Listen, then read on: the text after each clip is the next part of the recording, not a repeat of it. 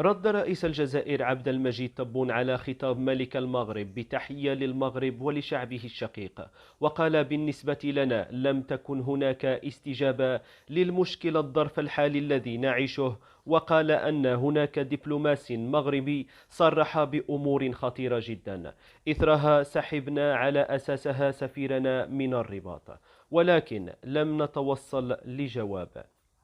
وعندما سئل أيضا عن الصحراء الغربية قال أن الصحراء الغربية الجميع يتحدث عنها بما فيها الولايات المتحدة الأمريكية، وأن قضية